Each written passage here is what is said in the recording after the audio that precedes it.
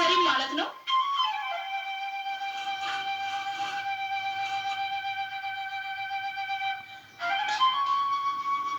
ናይ እኮ ነው የምልሽ አንቺ።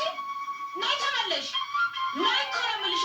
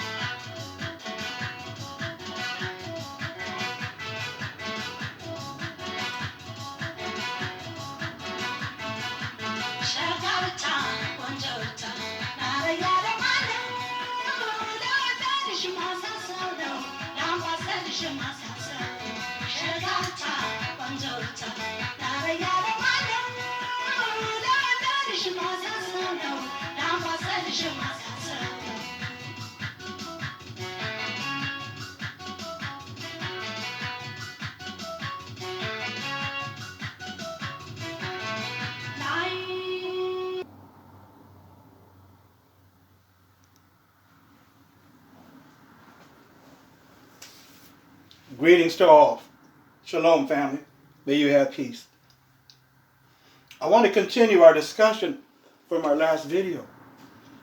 You know, as you've embarked on this spiritual journey that you've chosen to discover or rediscover and embrace your Hebrew Israelite ancestry and identity, the major part of your journey is to embrace and understand the prophecies recorded in the Hebrew scriptures, in the scrolls of the prophets and in the Torah.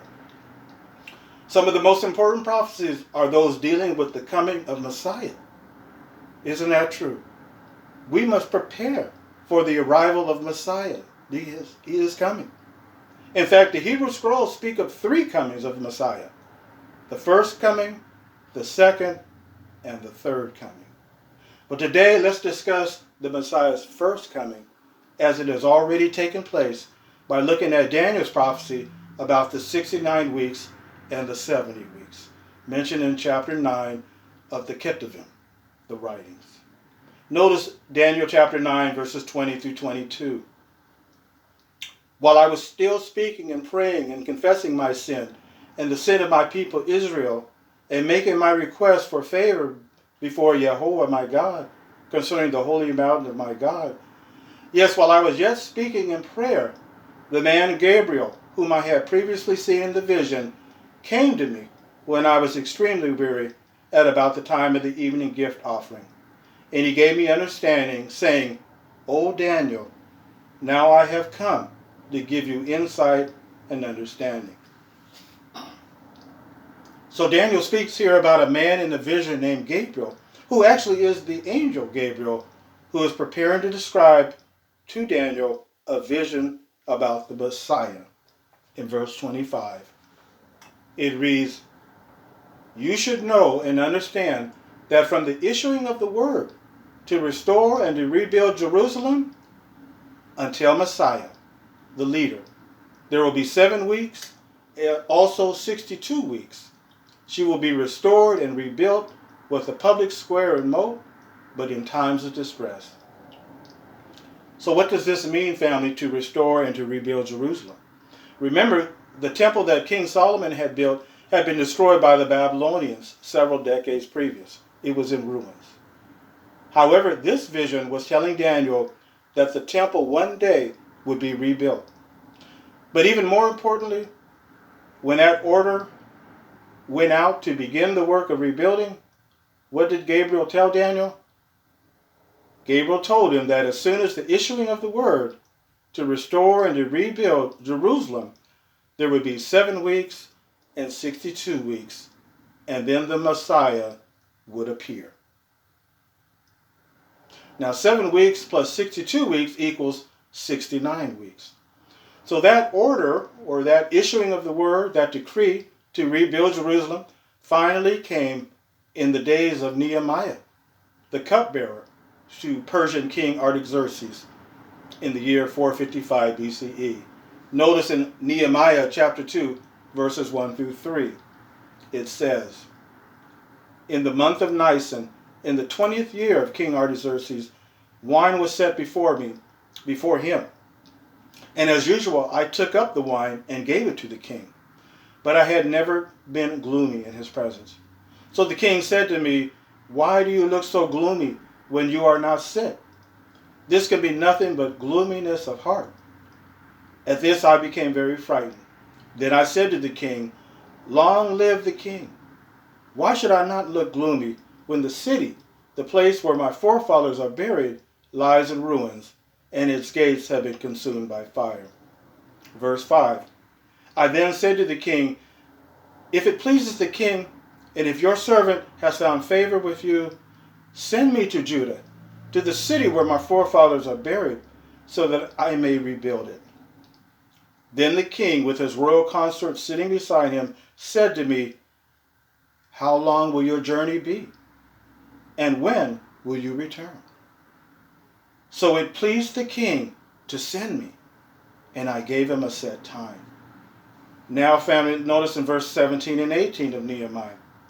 Finally, I said to them, "You can see what a terrible situation we are in, how Jerusalem lies in ruins, and its gates have been burned with fire. Come, let us rebuild the walls of Jerusalem, so that this disgrace will not continue." Then I told them of how the good hand of my God was upon me, and also of the words that the king had spoken to me. At this they said, "Let us get up and build." So they strengthened themselves for the good work. So the order to rebuild went out when? Nehemiah chapter 2 verse 1 said, "In the 20th year of King Artaxerxes, the king gave permission to Daniel to go rebuild." The king's 20th year was in 455 BCE. So according to Yahweh's prophecy through the angel Gabriel to Daniel, 69 weeks would then begin counting, and then the Messiah would appear. But after 69 weeks, counting from 455 BCE, when the decree to rebuild went forth, no Messiah was found. No Messiah appeared. Why? Because the prophecy didn't mean 69 literal weeks. It meant 69 weeks of years. Jehovah had put his prophecy in code. And the only way we can understand the code is when Jehovah reveals it at his appointed times. So each week was 7 years long, not 7 days long. So 69 weeks times 7, if we do the math, equals what? 483 years, not 483 days. So if we begin counting the 69 weeks of years, starting from the year 455 BCE, the year that King Artaxerxes issued the decree to Nehemiah, that would bring us into the 1st century CE. Now, before we continue, let us read from the book of Luke, chapter 1 in the New Testament in the Gospels, just for historical context. Let's read Luke chapter 3, verses 1 through 3.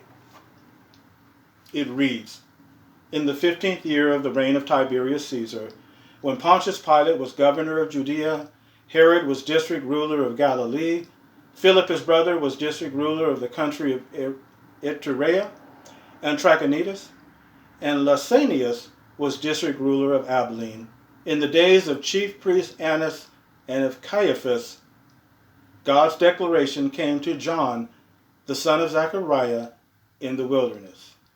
So he went into all the country around the Jordan, preaching baptism and symbol of repentance for forgiveness of sins." So, family, did you notice the names that were mentioned? Tiberius Caesar, Pontius Pilate, Herod, Caiaphas, and John, the son of Zechariah, also known as John the Baptist. All these persons were attested by two well-known historians of the 1st century, the Roman historian Tacitus and the Jewish historian Josephus. So, family, let's go back to Daniel's prophecy and let's wrap this up. Now, if we begin counting the 69 weeks of years, starting from the year 455 BCE, the year that King Artaxerxes issued the decree to Nehemiah, that would bring us to what year? Let's do the math. 455 BCE, count 483 years. That brings us to the year 29 CE. And that was going to be when the Messiah would appear. And as we go back to the book of Luke, chapter 3, verse 1, verse 16, and verse 21, notice what it says. It says, in the 15th year of the reign of Tiberius Caesar, God's declaration came to John, saying to all, I baptize you with water, but the one stronger than I am is coming, the lace of whose sandals I am not worthy to untie. Now when all the people were baptized, Yeshua too was baptized. So John the Baptist baptized Yeshua in the 15th year of the reign of Tiberius Caesar. Well, when was that? Well, according to the first century historian, Tacitus confirms that Tiberius began his reign as Caesar in 14 CE to succeed Augustus Caesar. And other ancient sources also confirm Tiberius began ruling in the year 14 CE. So if we do the math and we add 15 years to 14 CE, it said that in the 15th year of Tiberius Caesar, Yeshua was baptized. Well, that brings us to the year 29 CE as the 15th year of Tiberius' reign. When Yeshua was baptized, according to Luke, the 69 weeks of 483 years, each week stood for 7 years, also brings us to the year 29 CE, counting from the year 455 BCE, when the decree was sent forth.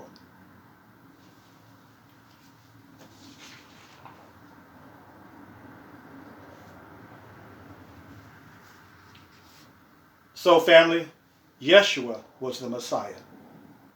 This was his first coming. He will come a second time and a third. So next time